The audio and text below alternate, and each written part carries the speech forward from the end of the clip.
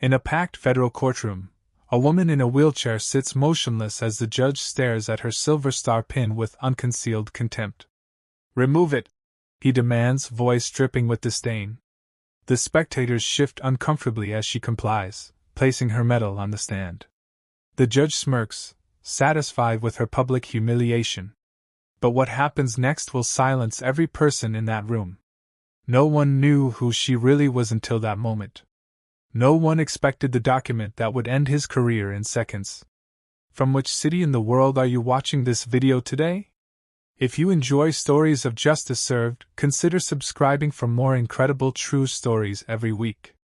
The morning sun cast long shadows across the granite steps of the Norfolk Federal Courthouse as River Kingsley guided her wheelchair toward the entrance. Her movements were practiced, economical, carrying the unmistakable efficiency of someone trained to waste no motion.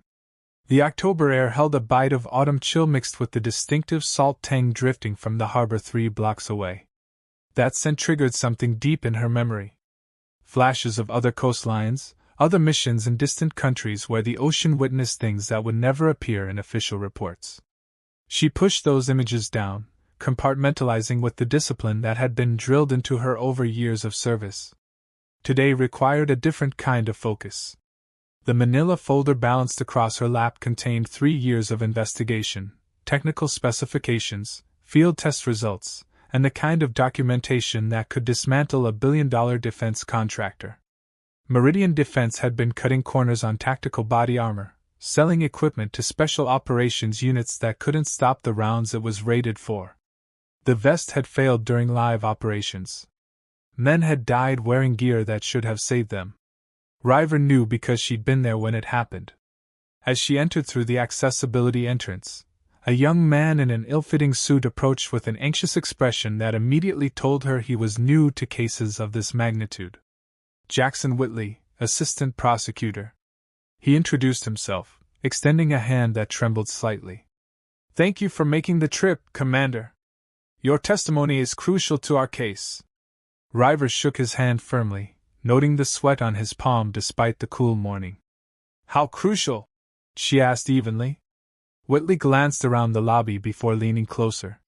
"Meridian has retained American associates, 3 former federal prosecutors, and unlimited resources. Judge Blackwood has a reputation for being sympathetic to defense contractors, particularly in cases involving military procurement. Some say too sympathetic." River's expression didn't change.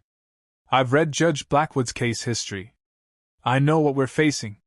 The elevator carried them to the 3rd floor where the hallway outside Courtroom 3 resembled a media circus. Television crews jockeyed for position with print journalists while clusters of people in expensive suits spoke in urgent whispers. Defense industry lobbyists. River recognized them by their polished shoes and carefully neutral expressions. Mixed among them were military personnel, some in dress uniforms, others in civilian clothes, but all carrying themselves with that particular bearing that service members never quite lose. Whitley guided her through the crowd to a quiet alcove near the prosecution table. The courtroom was already filling rapidly.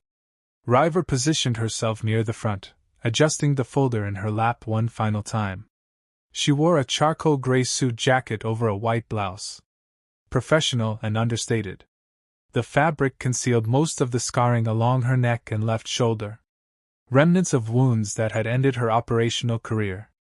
On her lapel, barely noticeable unless you were looking for it, was a small silver star pin. She never called attention to it, never explained it, but she wore it always as a quiet reminder of the day everything changed. "All rise," the bailiff's voice rang out sharply. "The Honorable Judge Ellery Blackwood presiding." The courtroom stood as one. Everyone except River, whose wheelchair made standing an impossibility. Judge Blackwood entered from the side door, his black robes flowing behind him like dark wings. He was a man who understood the theater of the courtroom, tall and imposing with silver hair swept back from a patrician face that seemed carved from marble. His eyes, pale blue and cold, swept across the assembled crowd with the assessing gaze of a man accustomed to absolute authority in his domain. For just a moment, his gaze paused on River in her wheelchair. Something flickered across his features too quickly to name before his expression returned to judicial neutrality. He settled into his chair with deliberate dignity. "Be seated." The preliminary proceedings moved with the mechanical efficiency of legal ritual. Charges were read in the flat monotone of the court clerk while River studied the people around her. At the defense table sat Thaddeus Merrick, legendary trial attorney with a reputation for destroying witnesses on cross-examination. His shock of white hair and aristocratic bearing made him look like he'd stepped from a legal drama, and the confident set of his shoulders suggested a man who rarely tasted defeat. His opening statement painted Meridian Defense as a patriotic American company being persecuted by government bureaucrats who didn't understand the complexities of modern warfare. He spoke of the company's proud history, their innovations that had saved countless lives, and characterized the current proceedings as a witch hunt motivated by politics rather than facts. When Whitley called River Kingsley to the stand, she felt the shift in the room's attention like a physical weight. The bailiff moved to assist her, but she waved him off with a polite gesture, navigating her wheelchair to the witness box with practiced ease. A small ramp had been installed for accessibility, and she positioned herself precisely, adjusting the microphone with economical movements. "State your name and occupation for the record," the clerk instructed in a bored tone. "River Kingsley, I work as an independent security consultant specializing in the assessment and evaluation of military equipment." Before she could continue, Merrick was on his feet. "Your Honor, the defense would like to challenge this witness's qualifications to testify as an expert in this matter." Judge Blackwood nodded. "Proceed, counselor." What followed felt like a carefully choreographed assault. Every time Prosecutor Whitley attempted to establish River's expertise, Merrick objected on technical grounds, and Judge Blackwood sustained the objection with increasing impatience. The pattern became clear. They weren't just questioning her credentials. They were systematically dismantling her credibility before she could even begin her testimony. "Miss Kingsley," Merrick said, his voice carrying just enough condescension to be insulting without being overtly disrespectful. "What exactly qualifies you to evaluate equipment designed for and used by our nation's most elite special operations forces?" "I have direct operational experience with the equipment in question," River answered, keeping her voice level and professional. "Direct operational experience," Merrick repeated, turning to face the jury with theatrical skepticism. "As what precisely? A factory quality control inspector?" Soft chuckles rippled through the defense side of the gallery. River maintained her composure, refusing to be baited.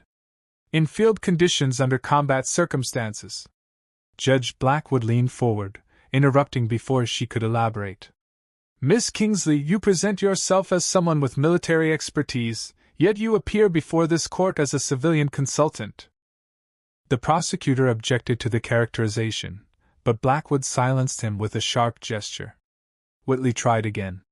"Your Honor, Miss Kingsley's complete credentials are subject to classification restrictions. We've provided the court with a sealed affidavit." River cut in smoothly. "I'm authorized to discuss equipment performance and technical specifications. My full operational background remains classified." Blackwood's eyes narrowed dangerously. "This court does not operate in shadows, Miss Kingsley. The defense has every right to examine your qualifications if you're attempting to present yourself as an authority on military matters." Merrick seized the opening like a predator spotting wounded prey. "Indeed, Your Honor, if the witness cannot or will not verify her credentials, then her opinions carry no more weight than those of any civilian observer speculating about matters beyond their expertise." As the hostile questioning continued, River noticed a figure entering the gallery from the rear door. Admiral Wesley Hargrove, his naval dress uniform unmistakable, even at a distance. Their eyes met for a fraction of a second, and he gave the slightest nod of acknowledgement. His presence here wasn't coincidental, but River returned her attention to Merrick's increasingly aggressive cross-examination. "Let's discuss specifics, Miss Kingsley," Merrick pressed, moving closer to the witness stand in a classic intimidation technique. "Have you personally used the T-157 tactical vest system in actual combat operations?" "Yes," And you claim this equipment failed to meet its specifications? I don't claim anything, River replied evenly. The specifications state it should stop standard rifle rounds. It failed to do so during an operation that resulted in 3 fatalities. In which operation would that be? River hesitated, glancing toward Whitley, whose uncertain expression suggested he wasn't sure how to navigate the classification boundaries they were approaching. That's when Judge Blackwood's attention suddenly fixed on something else entirely. Counsel, approach the bench, Blackwood commanded sharply. Merrick and Whitley moved forward for a sidebar conference, their voices dropping to urgent whispers. Though they spoke quietly, River could read body language as easily as text. Blackwood's posture had shifted, become rigid and hostile, and his finger pointed directly toward her during several heated exchanges. The sidebar lasted less than 2 minutes. But when the attorneys returned to their positions, Blackwood's expression had transformed into something cold and contemptuous. He leaned forward, addressing River directly, his voice pitched to carry throughout the suddenly silent courtroom. Miss Kingsley, are you aware that falsely representing yourself as a decorated military veteran is a federal criminal offense punishable by imprisonment? The question landed like a physical blow. Conversation stopped mid-sentence. Spectators who had been checking phones or whispering to neighbors suddenly focused entirely on the witness stand. River kept her expression neutral despite the public accusation. I am not falsely representing anything, Your Honor, she replied with careful precision. Then perhaps you can explain that pin you're wearing on your lapel, Blackwood continued, his skepticism no longer concealed. It was awarded to me, sir. Laughter erupted from the defense table, quickly spreading through their section of the gallery. Even Judge Blackwood's mouth curled into a smirk that conveyed both disbelief and satisfaction. Miss Kingsley, he said, drawing out her name with barely veiled mockery. I have presided over numerous cases involving members of our special operations community. I know their caliber. I understand what the Silver Star represents and what it takes to earn it. He paused for effect. I strongly suggest you remove that pin immediately before I find you in contempt of this court. Whitley shot to his feet. Your Honor, this is completely inappropriate and prejudicial. The witness's decorations are not. Sit down, Counselor. Blackwood's voice cut like a blade. This court will not be turned into theater for stolen valor. I will not have military heroes disrespected by fraud seeking attention. The whispers around the courtroom grew louder. Some spectators looking away uncomfortably while others stared openly at the unfolding humiliation. With movements that were slow and deliberate, betraying nothing of the anger or shame she might have felt, River reached up and unpinned the Silver Star from her lapel. She placed it on the wooden surface of the witness stand where it lay gleaming under the courtroom lights. The small sound of metal touching wood seemed amplified in the tense silence. Blackwood nodded with unmistakable satisfaction. Now then, given your obvious limitations, both physical and credential-related, let's discuss what you actually know rather than what you pretend to know. The questioning deteriorated rapidly from there. Emboldened by the judge's open hostility, Merrick now felt free to question how someone in her condition could possibly evaluate equipment designed for warriors who operate at peak physical capability. Each time River attempted to provide substantive answers, Blackwood found reasons to limit her responses or redirect the questioning. In the gallery, Admiral Hargrove's expression had grown progressively darker with each passing minute. He retrieved his phone, made a brief hushed call, then pulled a sealed folder from his briefcase with movements that suggested he'd been preparing for exactly this moment. Miss Kingsley, Merrick continued, clearly enjoying himself now. Isn't it true that your consulting firm has received substantial payments from companies that compete directly with Meridian Defense? No, that's completely inaccurate, River began. Then perhaps you can explain. Your Honor, a commanding voice interrupted from the gallery. Admiral Hargrove stood, his decorated uniform immediately drawing every eye in the courtroom. I request permission to approach as an officer of the United States Navy with information material to these proceedings. Blackwood, clearly startled by the interruption, hesitated visibly before responding with a curt nod. Approach. Hargrove walked forward with parade ground precision, his shoes clicking rhythmically on the polished floor. He presented his credentials to the bailiff, who examined them before handing them to Blackwood along with the sealed folder Hargrove had retrieved. "This witness has been testifying under a limited disclosure agreement," Hargrove stated firmly. "Due to the extraordinary and inappropriate nature of the questioning she's endured, I am now authorized to release her complete service record." Blackwood's face registered surprise, then something that looked remarkably like apprehension. He accepted the folder with visible reluctance, his fingers breaking the classified document seal with movements that suddenly seemed less assured. As the judge began reading, River watched a remarkable transformation occur. His confident pink complexion drained to ash and gray. His eyes moved rapidly across the pages, widening incrementally with each paragraph. Hargrove stood at attention, waiting patiently while Blackwood absorbed information that was clearly devastating. "Your Honor," Whitley ventured after the silence stretched uncomfortably long. "May the court be informed of the document's contents?" Blackwood looked up slowly, meeting River's gaze for the first time with something new in his eyes, not contempt now, but recognition and the dawning horror of terrible understanding. Admiral Hargrove cleared his throat. "With your permission, Judge, I will summarize for the record." Blackwood seemed unable to speak, his silence serving as tacit consent. "Lieutenant Commander River Kingsley served with Naval Special Warfare Development Group for 11 years. Hargrove announced, his voice carrying the weight of absolute authority.